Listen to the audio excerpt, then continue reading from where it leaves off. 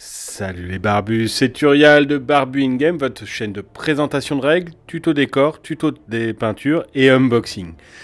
Aujourd'hui, je vais vous parler de Briscard et je vais vous parler notamment du champion harponneur, donc c'est la figurine que je vais vous présenter ici. Alors pourquoi Briscard, pourquoi ce champion harponneur? Eh bien c'est simple. Au Big Day, nous avions TGCM. TGCM qui est donc une des sociétés les plus vieilles sur le jeu de figurines de France. En effet, ils ont déjà 9 ans. Et donc du coup, on a discuté, on a parlé, il nous a montré le jeu, il nous a fait des démos. Et donc du coup, je me suis dit, les barbus, il fallait forcément que je vous parle de cette société française parce que le système de règles est super, comme vous allez le voir, parce que je vais faire une présentation des règles. Et deux, il y a un système de campagne qui fait 250 pages.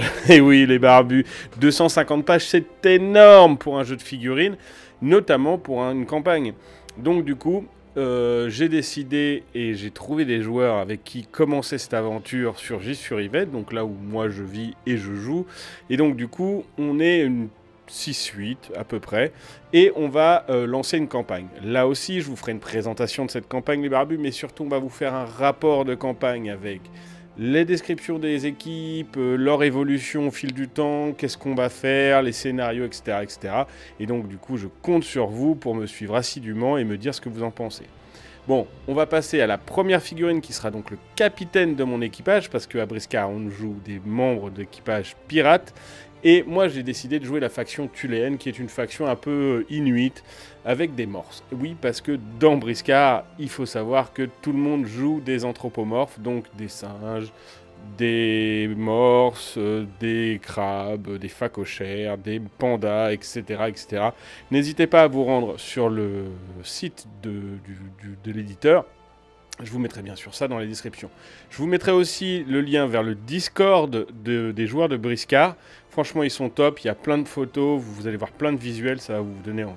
Allez, c'est parti pour l'unboxing. Alors voilà, là c'est la figurine, comment elle est faite. C'est un packaging assez classique. On a dedans une carte pour le profil du personnage et une figurine en résine en 54 mm. C'est une figurine qui coûte aux alentours de 22 € si je dis pas de bêtises. Alors oui, c'est cher, mais la figurine fait 54 mm. Et le design est très sympa. On a aussi une carte qui rajoute au coût de la figurine.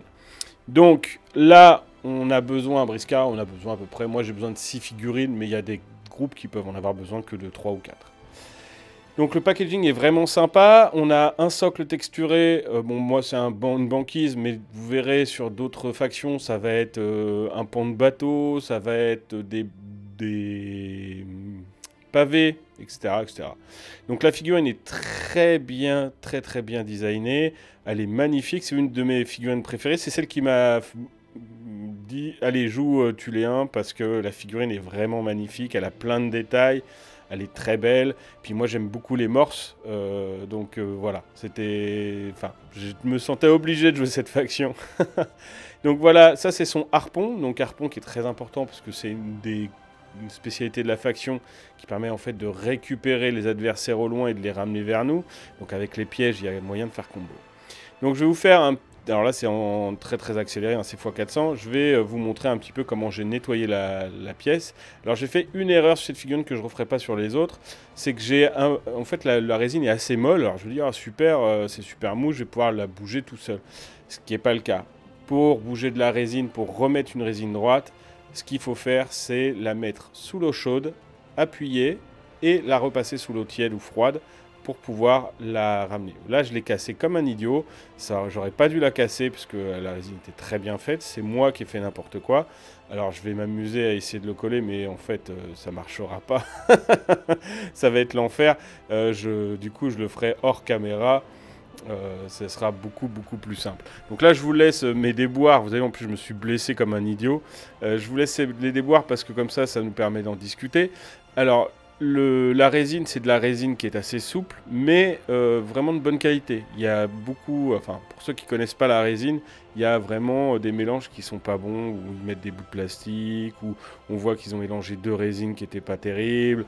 Donc on va voir des nuages sur la figurine, ce genre de trucs. Mais qu'à cela ne tienne. Pour ça, alors là, moi je me suis pris la tête, mais pour coller des figurines en résine, le mieux c'est d'utiliser de la super glue et de la pâte à fixe. Vous mettez un peu de pâte à fixe, de la super glue, de la pâte à fixe, de la super glue, et en fait ça va créer un peu comme du ciment. Et c'est vraiment top les barbus, franchement n'hésitez pas. Donc voilà la figurine peinte, comme vous pouvez voir je me suis bien amusé. Donc j'ai fait une figurine par jour, moi j'ai 6 figurines. Donc ça c'est la première que j'ai peinte, franchement j'en suis assez fier, je l'aime beaucoup. Le style Inuit me plaît vraiment. Alors sur les figurines officielles, eux ils avaient fait du bleu sur les vêtements, moi j'ai préféré garder le côté un peu cuir peau. Parce que franchement ça rendait super bien et que je me voyais pas faire autrement et j'en suis très très content. Donc vous avez vu j'ai même fait les yeux pour une fois parce que c'est rare hein, pour ceux qui me connaissent parce que moi je peins du 15 mm. D'habitude je fais pas les yeux mais là avec du 54 je me suis permis. Et puis il y a plein de détails qu'on peut faire, vous avez vu les différentes de teintes, tout ça c'est beaucoup plus facile en 54 mm. Voilà. Donc j'espère que cette vidéo vous a plu, j'espère que le projet vous plaît. N'hésitez pas donc du coup à me suivre, n'hésitez pas surtout à liker cette vidéo, à me poser vos questions, vos remarques dans les commentaires, à vous abonner si ce n'est pas déjà fait et à activer la cloche de notification pour recevoir les alertes de nos futures vidéos. Quant à moi les barbus, je vous dis à très bientôt pour une prochaine vidéo et que le poil soit avec vous.